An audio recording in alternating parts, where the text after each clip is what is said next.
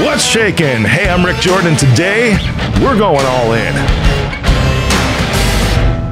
All right, there's this buzzword that's going around, and it's something we didn't really see like a decade ago, but it's gained a lot of traction in the past couple years, and that word is trauma. Trauma, obviously everybody knows who's listening right now what that is, at least the concept of it, like something has happened to you, and it's something that has stayed with you because it has now shaped your experience of the world. At least that's how I will phrase it for you today. Trauma is something that happened at a specific moment in time, right? And maybe repeatedly that scenario because maybe it was a bad relationship, maybe it was a bad employer, so you were in a scenario for a time period, or maybe it was just once, right? To where it was really bad. And that I feel compassion for people, to where it's like a rape or something like that, to where it's a single instance, but then not obviously that carries trauma, or like in my case where you have the death of a parent when you're young. Obviously that carries trauma. It's a one-time scenario that hits really, really deep. And then it starts to form your experience of the world. What I see now, over the past couple of years, because it's not a new concept, but now this word is starting to gain traction.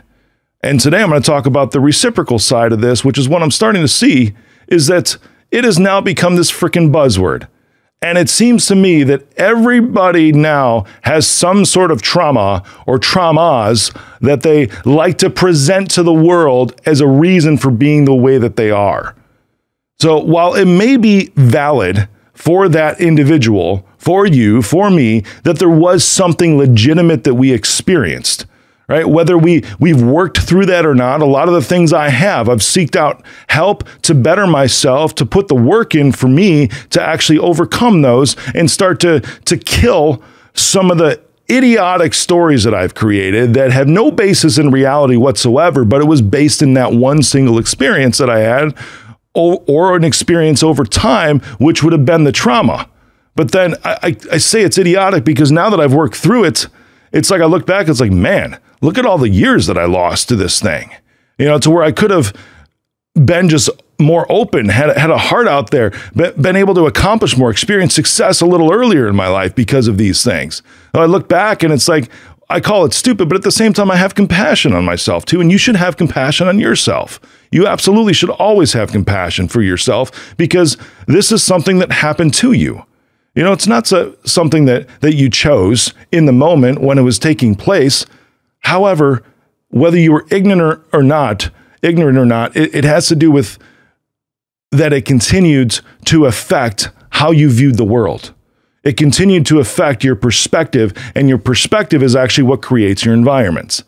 Your perspective of how you perceive these things, it's a filter, right? Because first there's emotion, and then there's meaning that you choose to give any given scenario. And typically speaking, when there's a trauma involved, that meaning that you can give to whatever's happening right now in the present has to do with a filter of your trauma from the past, unless you've put in the work to get over that. Now what I'm seeing though, and this is the stupidest BS ever, for real, what I'm seeing is that these have now become this buzzword, this thing to have, like it's almost cool to have traumas, and it's freaking stupid. Okay, if this is you, and you can tell if this is you, if you're walking into places and I was like, oh, my trauma, and it becomes something that becomes like a dinner table conversation. Or when you're going out with someone, oh, I have this trauma, and this is why I am the way that I am. Stop, for real. Freaking stop right now. Who cares? If you're going to keep talking about it over and over and over and over again, why don't you start talking about the stuff that you're doing for it over and over and over and over again? I want to hear about, yes, I want to have compassion for you and hear you in the moment and be like, oh, you know what? That must have really sucked, and validate your experience back then. But I'm not going to validate your experience now. No way. No way in hell am I going to validate your experience now, because it's like you already have, if you're talking about it, you have awareness of it, which means you should do something about it. If you're just going to keep talking about it, my trauma, you are now in the role of a victim, which is extremely unattractive. It is extremely annoying. So catch yourself right now. If you look in the mirror and be like, stop it. I don't know if you've ever saw, I just had this Chris Traeger thing. If you've ever watched Parks and Rec, he's got the flu, right? And in the hospital, and he's trying to use the power of his mindset. And he's looking in the mirror. He's like, stop pooping. And he's trying to get himself out of it. That's what you need to do with your traumas. Stop talking about it. Start doing something about it. Because people are going to start to hear you as the person that just constantly talks about this stuff. And it's annoying AF. For real, it's unattractive. Nobody really wants to hear it. If they're friends with you, they're just going to be like, oh, here it goes again. They might not say anything because they might not actually feel like they're close enough of friends to you to actually call you out on this. So I'm calling you out today. If you're talking about it, you're aware of it, which means you should do something about it now. That's the end of that story. If you're not aware of it, that's a completely different scenario. So now that I've railed everybody for this, let me talk about the scenario to where it's like, hey, you're not aware of it. And this is something, if you keep asking yourself the questions, like, why am I acting this way all the time? Like, once you start to become aware of your behaviors, that's the first step. And I commend you for that. Constantly, always take a look at yourself, an inventory of how you're reacting to people, not acting to people, towards people, reacting to people. High reactivity over a certain type of situation over and over again is definitely a signal that there's probably something deeper there. So once you become aware of that, that's awesome. I commend you. Now you start to try to figure out exactly what that is, what that deep-rooted thing is, because I bet you most of you listening, you don't want to stay that way. You want to be free of whatever this is. Deep down inside, you know that you are treating somebody poorly. For sure you do. And even in the moment, it's like you have that little bit of remorse after. That's the kind of place to start with this and be like, man, I'm aware of this. I need to go get some help. I need to talk about this with somebody who can help me. And in that environment, that's a very safe environment to start to explore these things and start to do work and start to put in the effort to become aware of what that deep-rooted thing is, because that's when you can make the shift. And it's beautiful. It is gorgeous. That is attractive. Becoming aware and then doing something about it and seeking out to be better. That is very, very attractive. Everybody else around you is going to be like, oh man, there's something different about you. And you'll be like, yeah, I know. I had this thing and this is cool to talk about. Now I got this trauma. That's why I do this. I got this trauma. That's why I do. I got this trauma. So just shut up. The thing that's cool to talk about is I have this trauma. I'm working through this. This is how I'm working through this because I want to do better.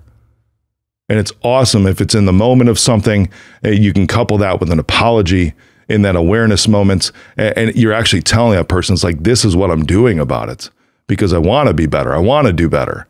I'm aware of this thing now. I'm seeking it out, not using it as an excuse, using it as a reason to help repair, to help reconcile. And then that other person will ultimately be like, hey, what can I do to help you? For real. Like if there's something that triggers you, I can help you. Maybe I can adjust something too. Because now you're making me aware of something that you're going through, or really more so something that you did go through way back when. Now you recognize that you have awareness and you're doing something about it. That is awesome. That will draw people to you. That will form a stronger connection between you when you are constantly trying to work on yourself. Now, this is something that doesn't end. It never ends because you might have like little traumas, you might have big traumas, whatever it is. And I'm saying these in a positive way right now. Not like, oh, I got this trauma. This is why I do this, or I had this trauma. This happened when I was young. It's like, who cares? What I care about is what you're doing about it because I genuinely am compassionate for you about what you went through, not about you talking about it right now as an excuse for how you just behaved. No, I want to be there for you as you start to try to claw your way out of that belief system, as you try to claw your way out of that loop that you've been stuck in for years, maybe even a decade or more.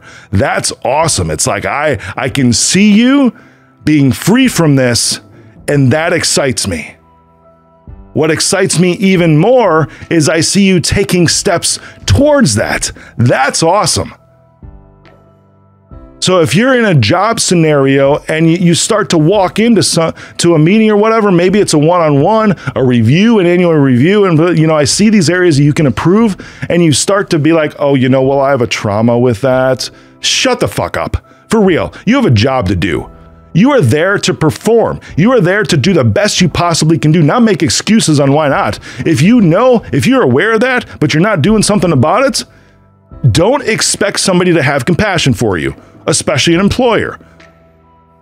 You can express it to them in the way that I was just explaining to you. It's like, you know what? I understand. I appreciate your observation on that. I want to do better. There's a reason why. And maybe there's some resources that the company has to help me with this. Maybe there's, does our medical insurance have counselor appointments on it to where I can go somewhere for free? Is that a way that you might be able to help me? You will actually do that person a service, for real. They will love that, because asking them for help, that actually allows them to participate in your healing. It's beautiful. It's awesome. Reframe the way that you talk about the traumas, because the annoyingness is done for you.